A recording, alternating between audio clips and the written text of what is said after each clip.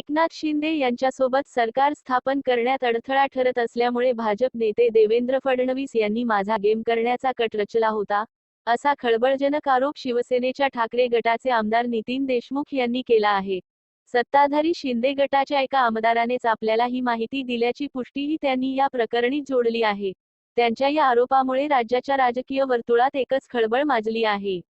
एकनाथ शिंदे यांनी उद्धव ठाकरे यांच्या विरोधात बंड केल्यानंतर त्यांच्यासोबत शिवसेनेच्या आमदारांचा एक गट सुरतला गेला होता. त्यात नितीन देशमुख यांचा समावेश होता.